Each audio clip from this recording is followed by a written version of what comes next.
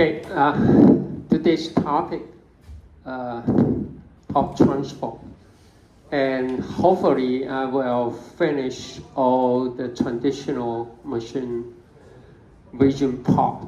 Okay,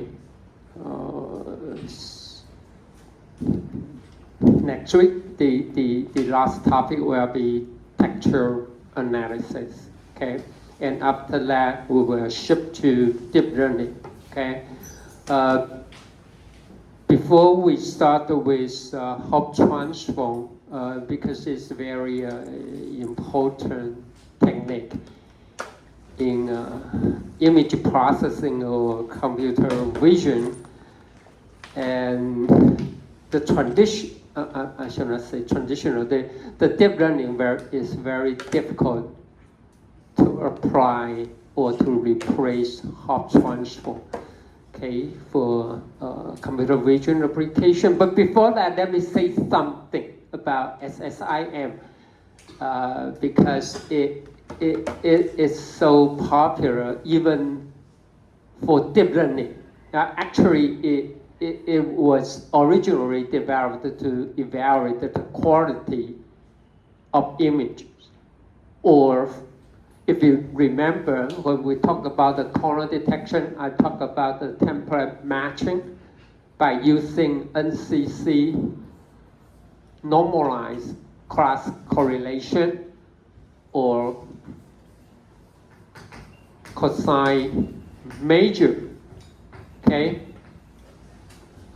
which has the range between -1 and 1, right? If the value very close to 1, I know to compare image are similar. And now SSIM has been popularly used in deep learning. Again, to set up the loss function for the target image. So I won't say much because we don't have the time to go through that. But anyway, for the structure similarity index measure, it will evaluate the image luminance, okay, brightness or intensity. Second, it will evaluate the contrast. And lastly, it will measure the structure of the image, okay? So just talk about how it works. But if you want to know more detail, I mean, you can just Google SSIM, or even use ChatGPT to ask the details, because it has been applied as the loss function for deep learning, okay? First, you will calculate the mean, okay? And xi is nothing but the pixel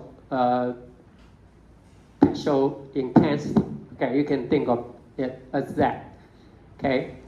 Now, and the luminance comparison, you will compare the similarity or difference between image X and image Y. Okay. So first, you calculate the mean. Okay, mean luminance or the mean intensity.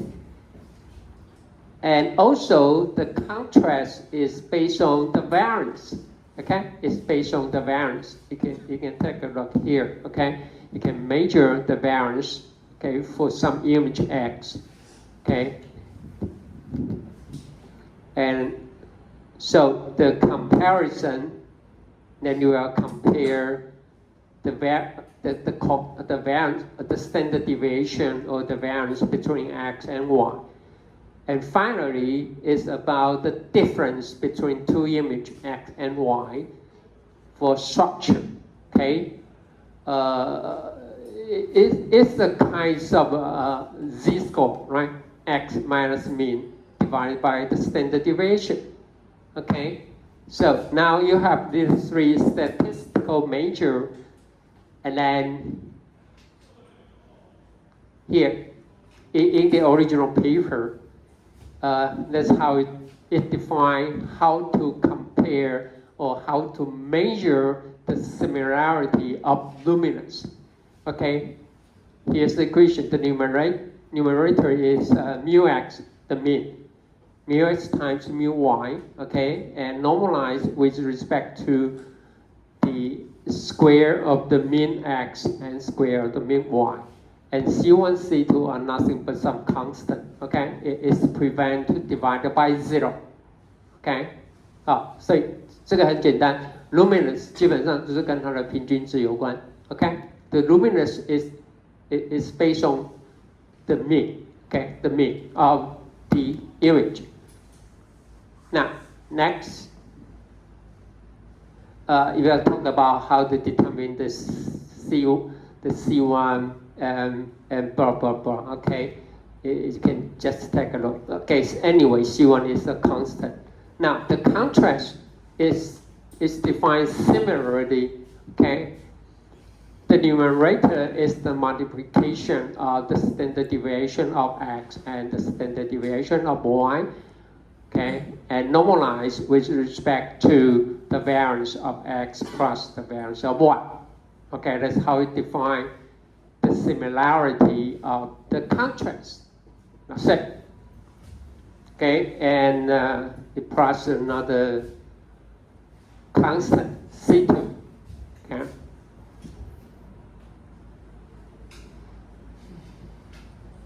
And lastly, about the structure. It simply measure the covariance between x and y. Okay, as I say, SSIM is used as a similarity measure, okay, between image x and image y. So this is nothing but the covariance. Well, actually, you can think of, actually, this major, structure major is quite similar as the NCC. Remember how we define NCC? Is x minus mu x, y minus mu y. I'm sorry. Right? Divided by. Right? It's quite similar. It's quite similar. The structure. Okay, the structure. But anyway, that's how it defines the structure. Okay? So it defines the index for luminance, for contrast, and for structure. Okay, and for structure. And finally, if you apply it with any computer vision software, it might ask you, okay,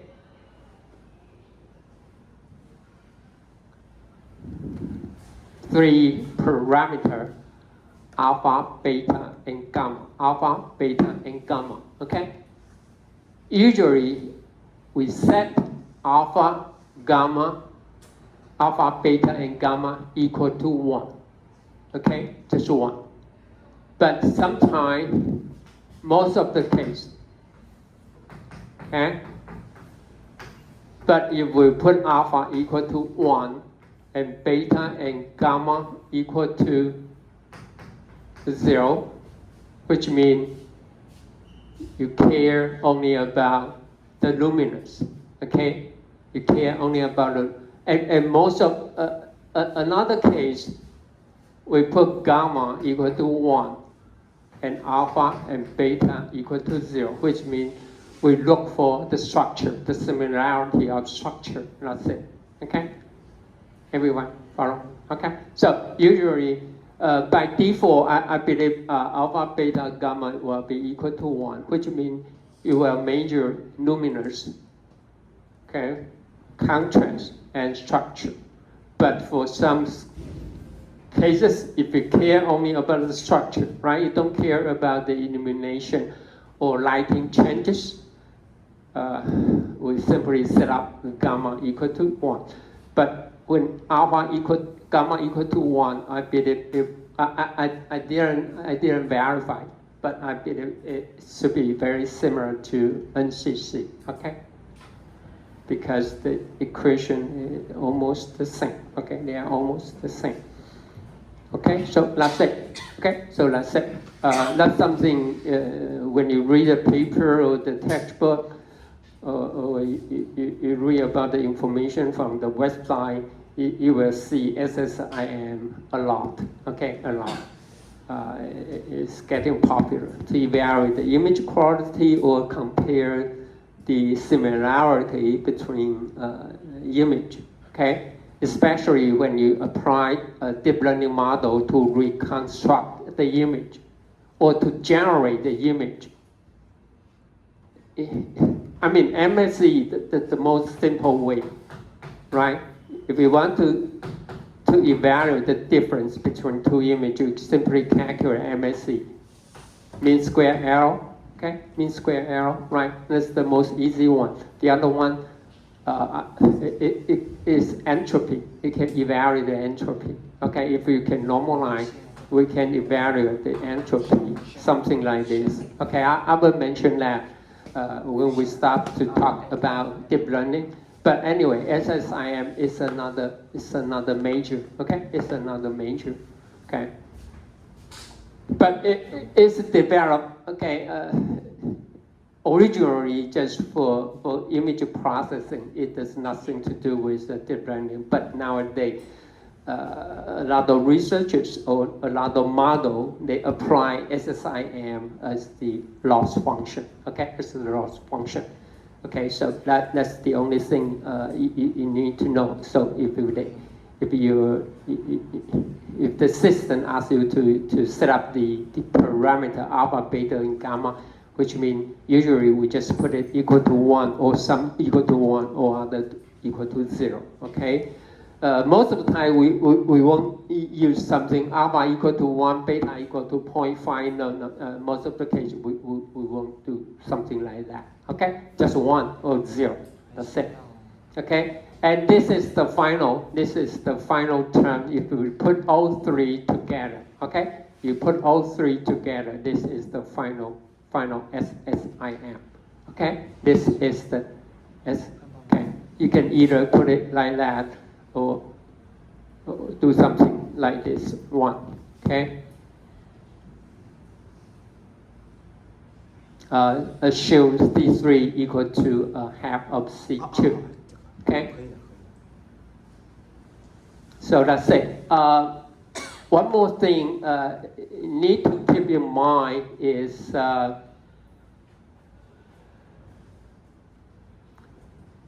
for real implementation, we will divide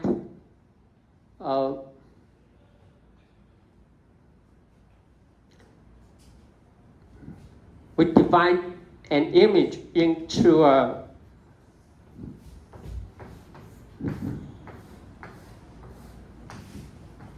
for this case, we divide an image into a 3x3 grid or patches, okay? We divide it into a smaller pages. 也就是我们把一张大的把它缩小，不是缩小啊，我们计算这9个，算完以后呢 ，and then we calculate SSIM for each individual patch, and then we calculate the mean, right? Calculate the mean. That's it. Okay, that's the usual way to go. Especially, which means we calculate the local instead of take the whole image and calculate the global SSIM, because if there's only some minor difference, if you it takes only about, for example, just 1% or 2% of the whole image, then in that case, it cannot find the difference of the SSIM. But instead, it will calculate for each individual small patch, then it can identify the local difference, okay? That's another implementation. In the original paper, I believe, I didn't say it here. Oh, it's right here, okay? The sub-image of the patch is used 11 by 11, okay? But it does not have to be a fixed. You can use 15 by 15, depending on your application, okay? But anyway, in the original paper, it used 11 by 11, okay?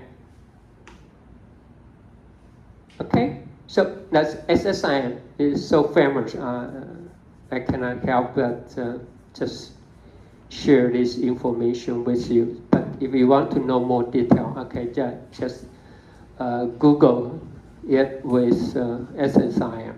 Okay, that's it. Okay, now let's back to our focus today.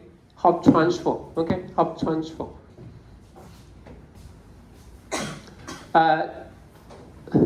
Why I put hop transform here? That's because just when I talk about the color detection, I need to talk about the edge detection first. Now, to apply hop transform, we're given the image, okay?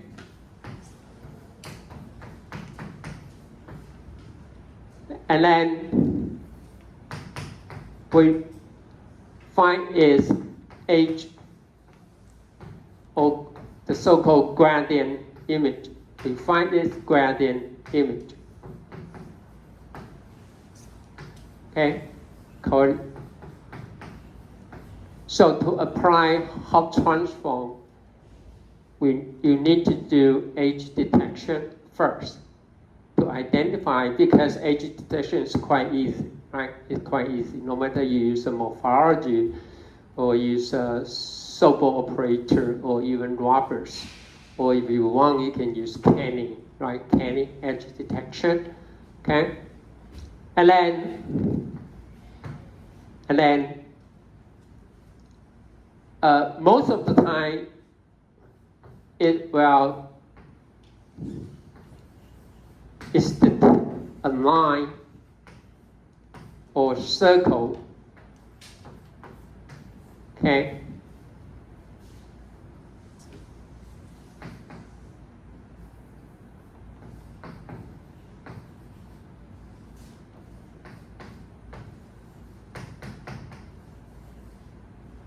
It can do something more than line or circle. I will explain that later on. Okay, anyway.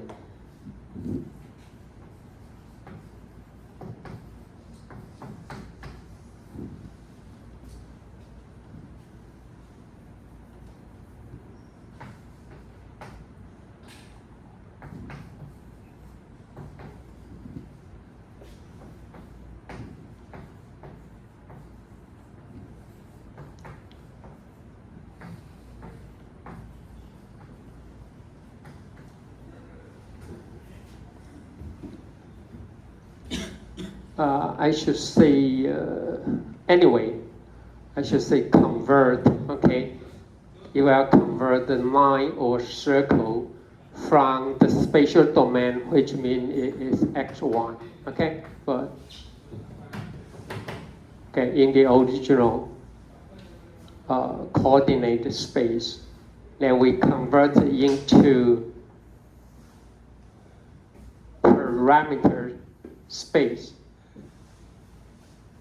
Now, for a line,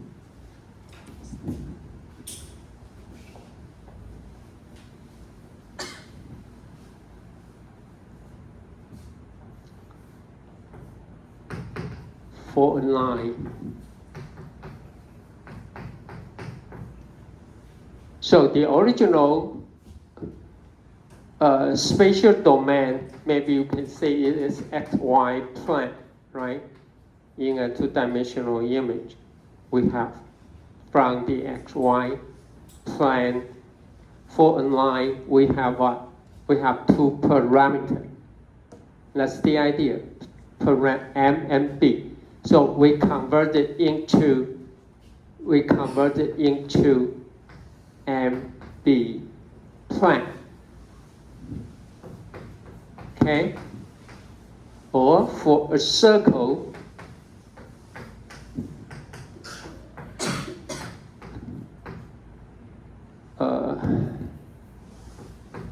not before.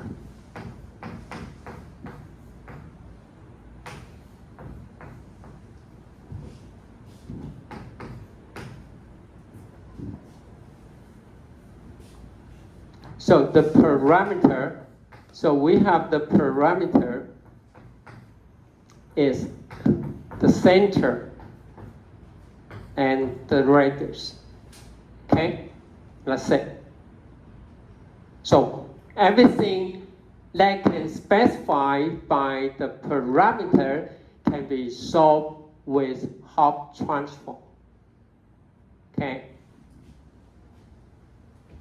So in this case, maybe I might better use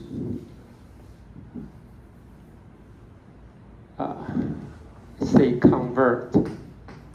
Okay, and finally, then I can say I can identify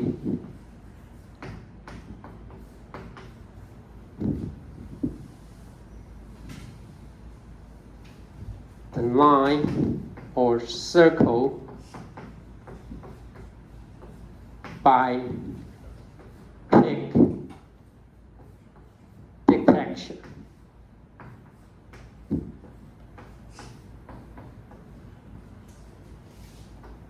Okay, which means to identify a very complicated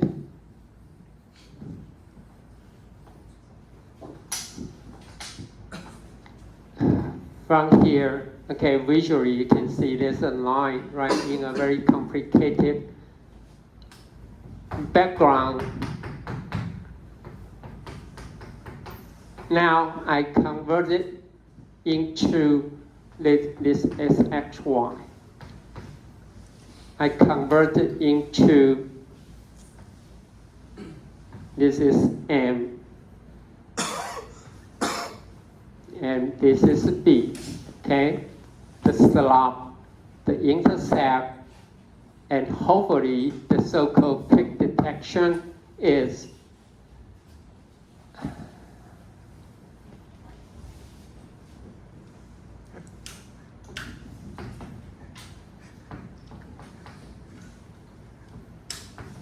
I find its accumulated value, okay? So the only thing is just set up a threshold so that you will know if there's a line or something that can specify by the parameter. So it makes the thing very easy, okay? That's the whole idea for Hopf transform. It converts the spatial domain information into parameter space and to identify the geometric, okay, curve or object with peak detection。就是说我们本来要把在那个几何坐标里面要去找的这个特定的物体啊，只要它能够用参数表现，那我们把它转成呢是在找有没有封顶。Okay, so here's a keyword for the peak detection. We go for voting, okay, or here's some keyword, the voting. We do the voting. Vote what? Vote if there's a edge line that belong to a line. If there's yes, you get a vote of 1. Then you will check each individual H point. That's the idea. So for this case, there's a line. Suppose this line contains 100 points. Then this peak value, then you will see some peak value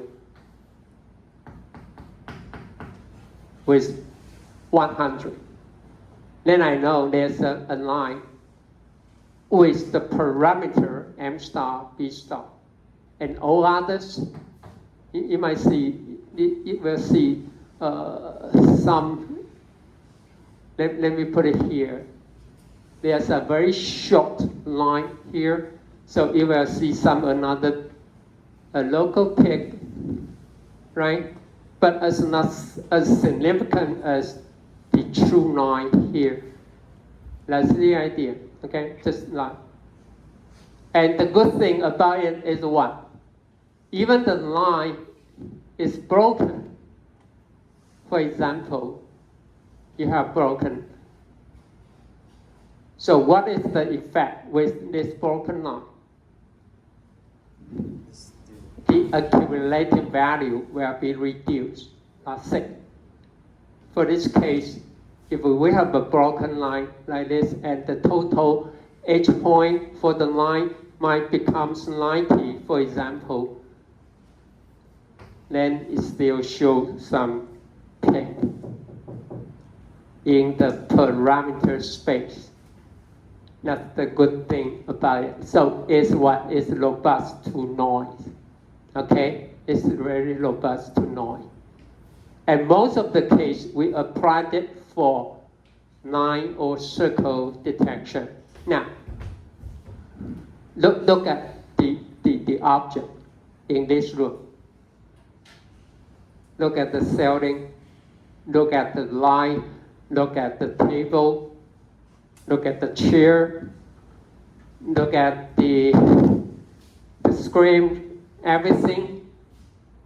Most of the man-made object can be described by line, 7, and circular object. Okay, that's it. 你说我们人为的东西哦，基本上你可以用直线跟圆弧表达，除了这个以外，没有。Okay, you might think of ellipse. Could be it's not a part of circle. Do you know how many parameters for an ellipse? 椭圆有几个参数？知道吗？ How many parameters for an ellipse? Everyone? How many? For 9, we have 2, right?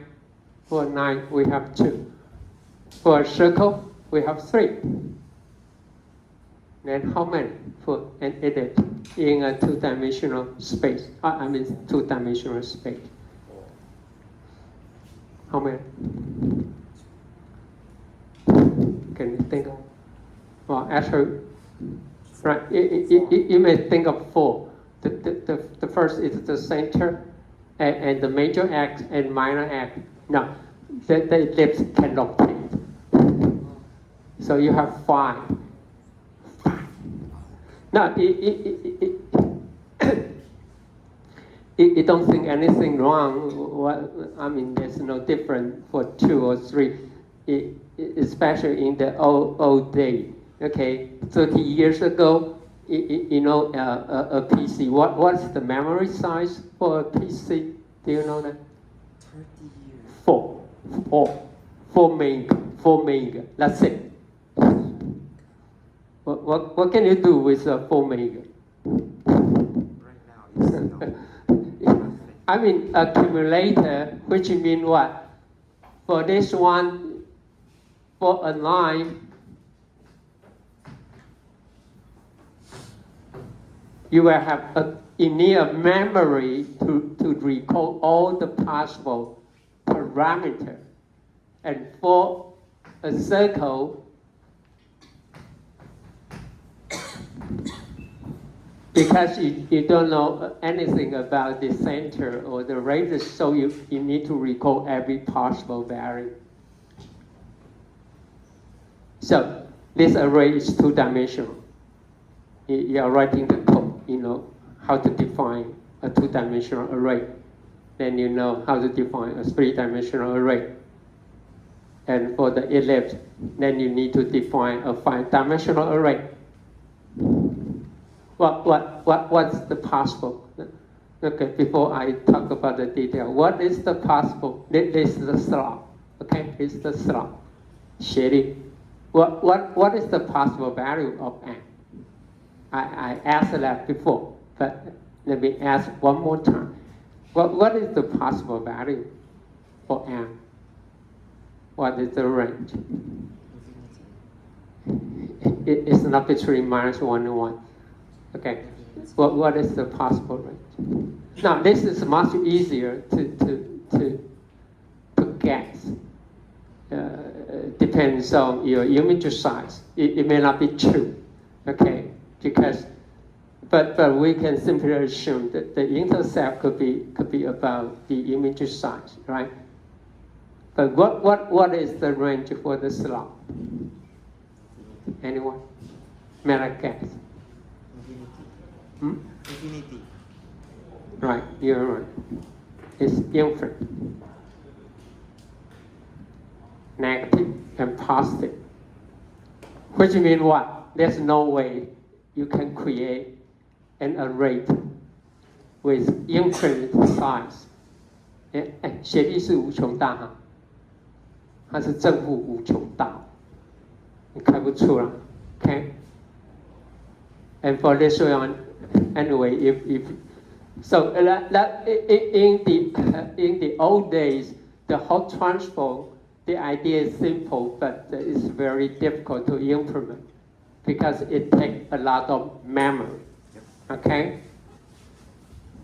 Okay, with this in mind, now we can back to talk about Hall transform. Okay, we're starting with night detection, but anyway, first once you get the image, first you need to apply edge or gradient, okay, detection first.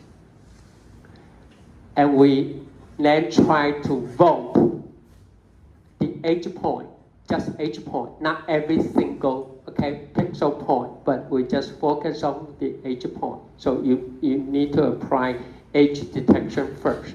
Now, first, let's talk about night detection first.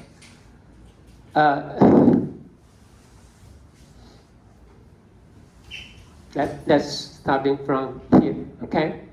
Now, first, anyway, we need anything that can be specified by parameters. We need parameter. 一定要有参数，一定要可以用参数表示，没有参数表示 ，Hall transform 呢就动不了手。Okay?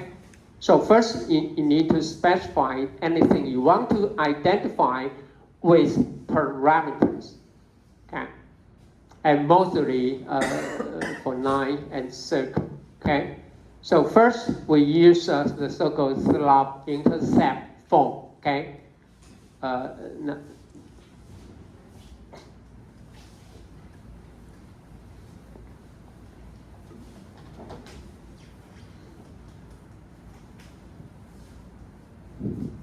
Now, let me follow this notation, okay?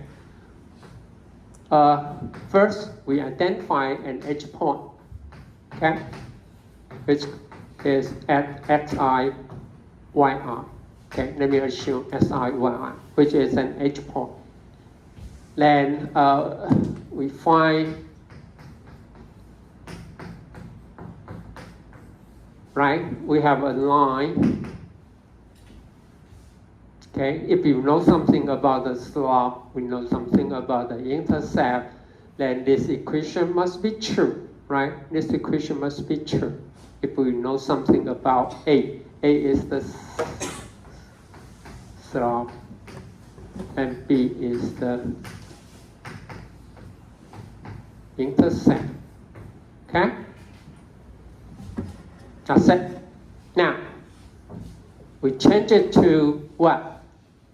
This is the XY plane, right? Now we convert it into the parameter space, then we say B equal to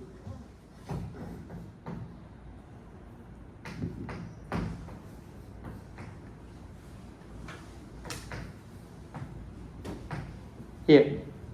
Can you see that? The difference here? Now, we are in AB plane. Okay, this is the line in the spatial domain. Now, here's the line. Okay, for each individual point xi, yi, you can have another expression of a line in the AB plane, in the parameter plane, right? They're exactly the same. We know something about xi, yi, right? We know xi, yi is an edge point. We know the coordinate. What we don't know is A and B. But now we know once A is given, then B is determined. So for a line, even we have a two parameter, but only one, you have to make estimation, which is A. Once you have A, then you can have B with this equation. So actually, you need only to estimate all possible value of A. Okay? And the problem for A is the slope, and it is infinite. Of course, I can put A here and then do something about B, right? But if we have a case like this, so you know what I'm saying now, okay? Here, take a look. If we have a line and we look for an edge point, assume SIYI is on the line, and we have another edge point which is also 4 on the line L. Now, each edge point can come up with a line. This is for xi, yi, and this is another line for xj, yj in the AB plane. So if they have a 100 point on the line here, then you will have a corresponding 100 line in the AB plane. And all these 100 lines will intercept at this point here. 也就是说哈，它原来在上面看到的每一个点，你把它转置到这个参数空间里面呢，你原来有100个点，这边呢就会有100条线，然后呢这100条线呢都会交接在这个地方。That's an idea what I'm saying. Oops, I did it.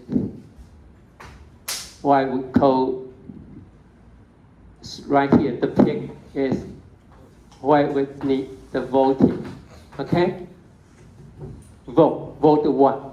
If we have a 100 point on the line here, then you will vote for 100 times. That will fall on the same. Or we will use a so-called accumulator, okay?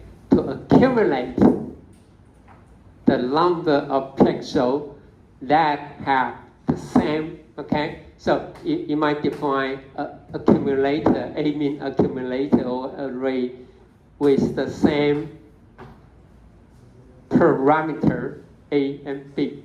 So whenever you look for a point, right? You look for a point, then you find its edge and convert it into the parameter here, and then you find the corresponding accumulator. I simply plus 1. That's it. That's called voting or accumulation. Okay, that's the terminology used in Hall transform. That's it. And at the end, you can find the peak, right? If there's a peak, that will show there's evidence.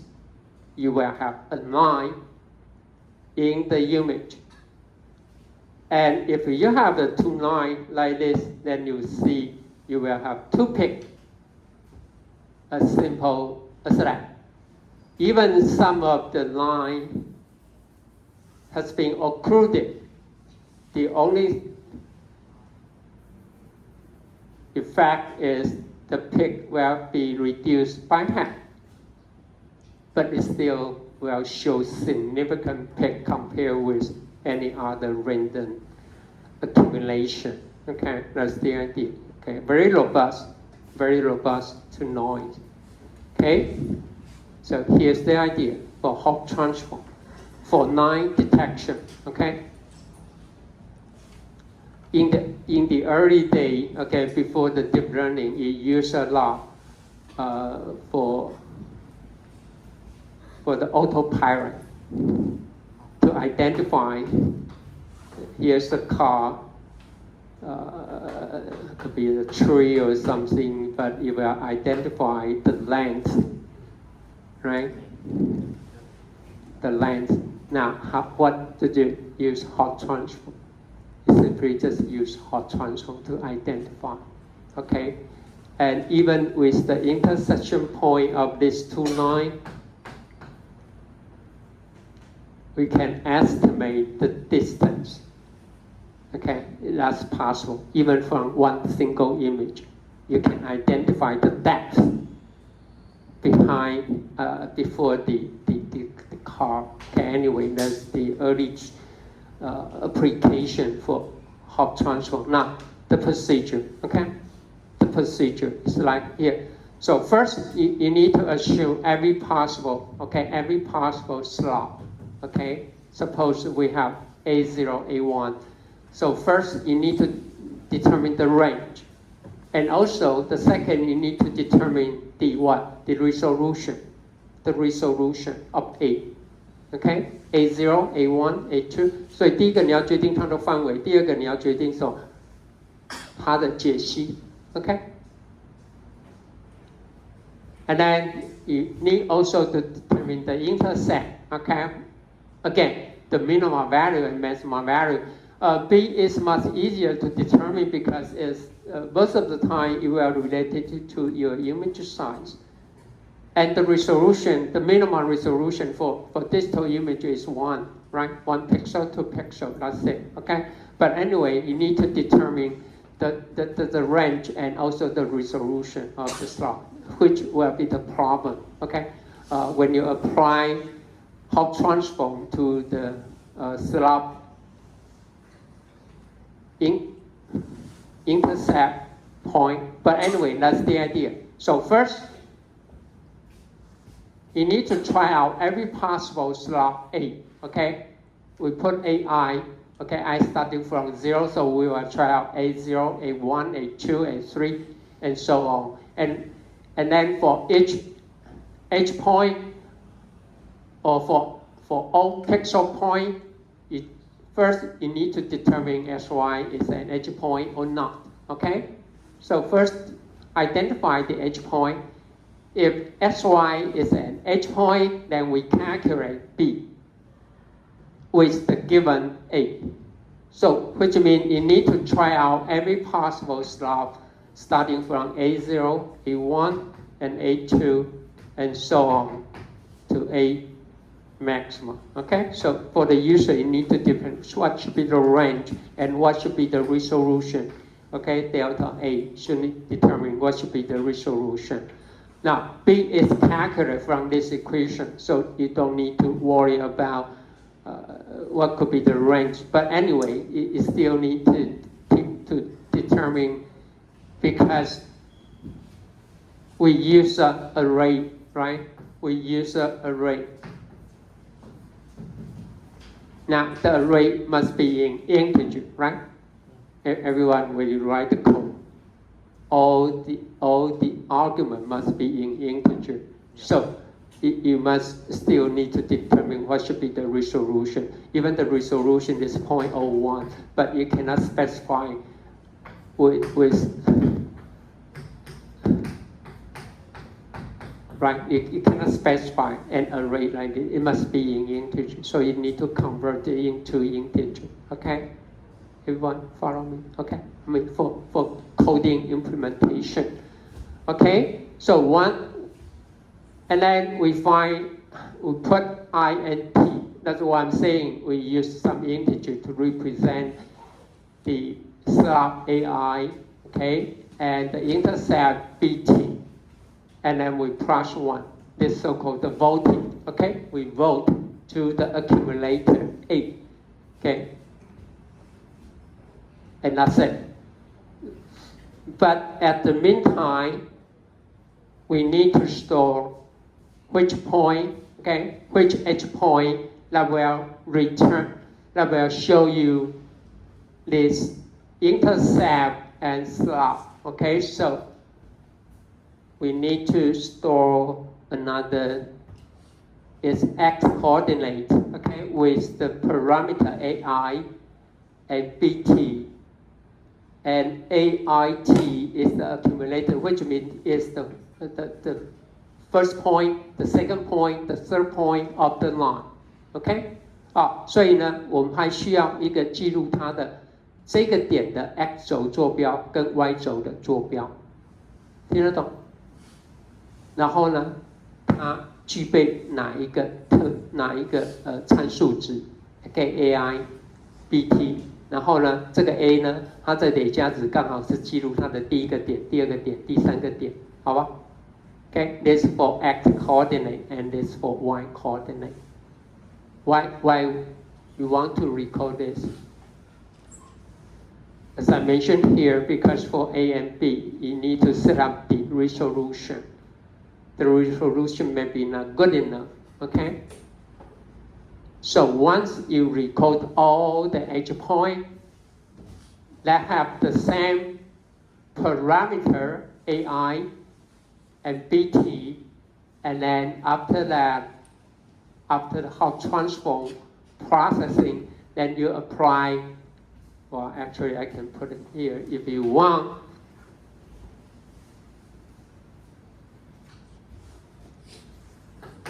Then you can apply MSE, mean square error, okay? Then for all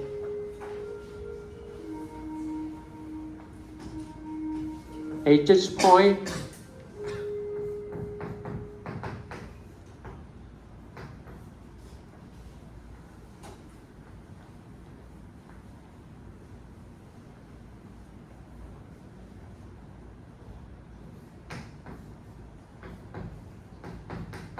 that have the same parameter. That's the idea, okay? Now, you may not have to apply the step 1, but if you want to look for a very accurate estimation of the line, then you can apply MSE, mean square error, okay? 最小平方法。这是为什么我们要记录这些点。Then in this case, then you can have estimate a very accurate, okay? The slot and intercept, okay? That's the idea for Hopf transform, okay? But for implementation, we don't do slot intercept form, okay? But just the idea you can understand. So we'll take a break, and after that I will show you how to do it for line detection, okay? To make it more practical, okay? To identify the line. Okay, let's take a break.